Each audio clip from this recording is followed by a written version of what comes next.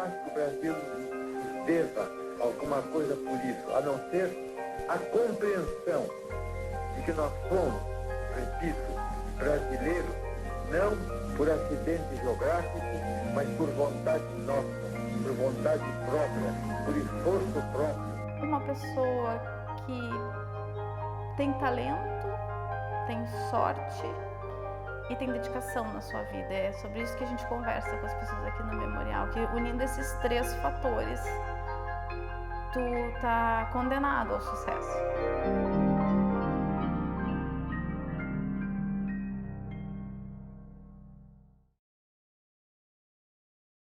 Verônica Fernandes, primeira. Marcivana, primeira. Márcio Soares, primeira. Rossano Cavalari, primeira. Esse filme ele surgiu de uma necessidade financeira que a gente tinha para pagar outro filme. Esse projeto era um projeto totalmente secundário. Só que a gente foi se apaixonando, a gente acabou se empolgando e acabamos mergulhando nesse projeto também. Era por volta de agosto, eu acredito que a gente estava realizando um outro projeto de curta-metragem que a gente estava completamente apaixonado, assim, obcecado por ele. E tava bem difícil essa questão de verba, porque como era um projeto, né, que a gente tá em produção ainda, que ele vai para festivais e coisas do tipo, arrecadar fundos não é a coisa mais fácil do mundo. E aí, para nossa surpresa, veio o edital da Aldir Blanc, que foi assim, caiu no nosso colo o que a gente tava precisando naquela época, né? Bem no fim a gente acabou investindo bem mais recursos do que a própria verba da Lei Aldir Blanc, porque a gente gostou desse projeto e a gente queria entregar um material, um conteúdo de qualidade. Foi daí então que surgiu a ideia de a gente realizar um documentário sobre o Érico. A gente estava buscando, depois de ler o edital da Aldir, o que a gente pode inscrever, como que a gente pode aproveitar essa oportunidade para a gente conseguir fazer mais projetos e continuar esse que a gente está no processo agora. Então a gente começou a pensar, fazer algo sobre o Érico, como fazer sobre o Érico. Aí a gente assistia documentários, assistia coisas que já existem sobre ele e pensava, não, vamos tentar ir por outro caminho. Olha só, esses documentários sempre vão por um caminho X. Não, vamos ir por aqui, vamos fazer diferente, vamos tentar procurar uma coisa que não foi feita, senão, sabe, não tem graça para quem vai assistir, não tem graça também fazer, né? A gente começou buscando um assunto que fosse fácil, que fosse mais simples, que fosse tranquilo da gente simplesmente desenvolver algo para só participar desse edital. Só que a gente foi vendo que não era bem assim, que esse era um assunto um pouco mais extenso, um pouco mais complexo, que a gente ia ter que se aprofundar um pouco mais.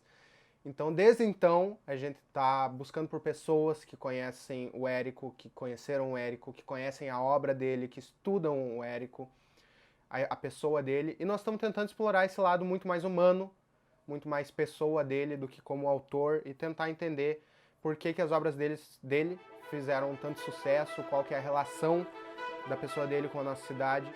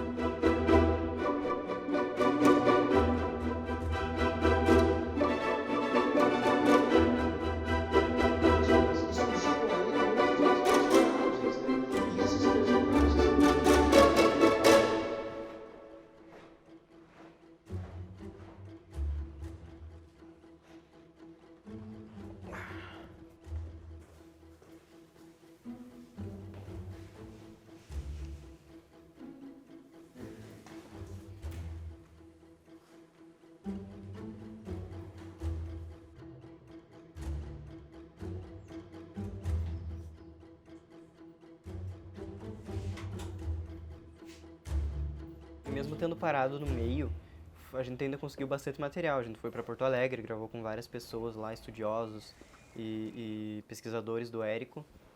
E depois viemos para Cruz Alta, gravamos algumas coisas aqui. E assim, mas de longe, a parte mais trabalhosa, com certeza foi a fase de pesquisa.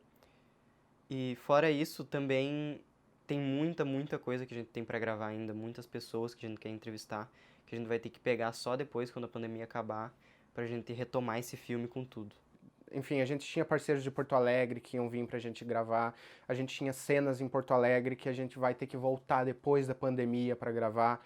Então, esse contexto da pandemia nos dificultou bastante nesse quesito de, principalmente, conseguir depoimentos de pessoas importantíssimas que a gente não quis colocar, expor ao risco do coronavírus agora, mas que a gente, depois da pandemia, a gente vai voltar e pegar esses depoimentos que faltaram.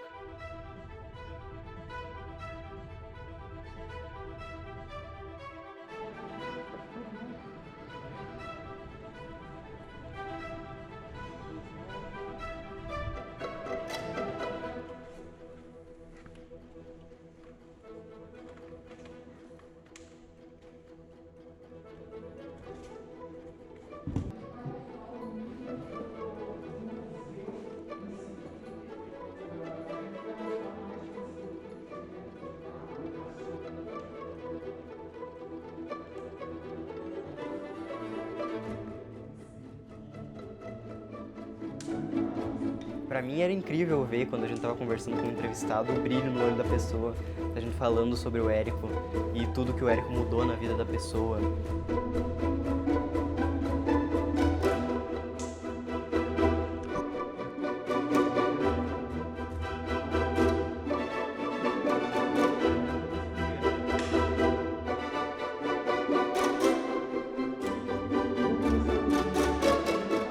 Coisa que a gente perguntava para os nossos entrevistados, por que eles começaram a estudar o Érico, o que eles achavam do Érico, porque cada um tem uma pessoa diferente, e vários deles falaram uma coisa que eu achei incrível, que é cada pessoa tem o seu Érico, que conforme tu procura, conforme tu estuda, tu vê o Érico de uma maneira um pouquinho diferente do que as outras pessoas.